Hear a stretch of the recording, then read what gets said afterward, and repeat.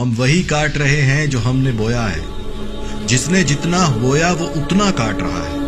جس نے جتنا ظلم کیا اسے خود بھی اتنا برداشت کرنا پڑ رہا ہے.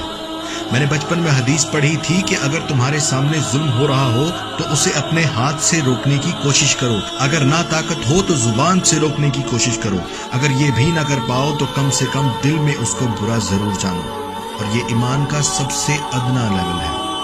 جب کشمیر میں 80 لاکھ لوگ کرفیو والی زندگی گزار رہے تھے، بھارت ظلم کر رہا تھا، دنیا تماشا دیکھ رہی تھی، ہم بھی خاموش تھے. جب فلسطین میں معصوم مسلمانوں کو بموں سے اڑایا جا رہا تھا، دنیا خاموش تھی اور ہم بھی خاموش تھے.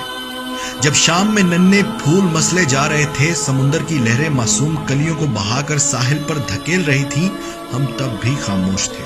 جب برما کے مسلمانوں کو زندہ جلایا جا رہا تھا، دنیا خاموش تھی، ہم بھی اپنی زندگی میں مگن تھے.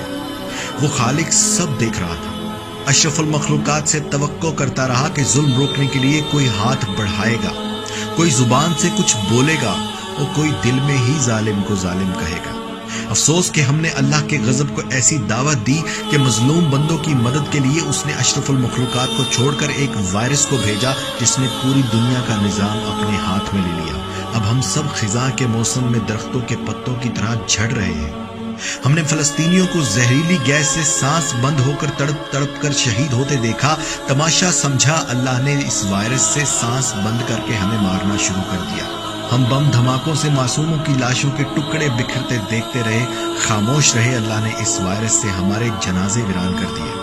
ہم نے عورت کو ننگا کر کے ناچنے پر مجبور کیا. اللہ نے ساری دنیا کے مرد اور عورتوں کو ماسک سے پردہ کروا دیا. ہم نے زنا کو عام اور نکاح کو مہنگا کر دیا. اللہ نے ہمیں سادگی سے نکاح کرنے پر مجبور کر دیا. ہم نے بزرگوں کا احترام چھوڑ دیا، ماں باپ کی عزت کرنا چھوڑ دی. اللہ نے اس وائرس سے ایک ایک کر کے دنیا سے بزرگوں کو اپنے پاس بلانا شروع کر دیا. یقیناً ہم اسی لائق تھے، یقیناً یہی ہماری سزا تھی. اگر آپ کو میری باتوں پر یقین نہ آئے تو دنیا کا نقشہ اٹھا کر دیکھیے. جس جس ملک نے ظلم کیا وہ سخت پکڑ میں ہے. جس جس ملک نے خاموش تماشا دیکھا وہ بھی پکڑ میں ہے. اور جو ملک غریب تھے، جہاں بھوک ناچ رہی تھی، افریقہ کے جنگلوں میں، کشمیر میں، برما میں، شام میں، جہاں جہاں ظلم ہو رہا تھا وہاں یہ وائرس نہیں گیا. مجھے تو یہ بھی نہیں پتا کہ اب معافی قبول ہونے کا وقت بچا بھی ہے یا نہیں. اتنا ضرور سمجھتا ہوں کہ ہم نے حضور پاک صلی اللہ علیہ وآلہ وسلم کا سر شرم سے جھکا دیا.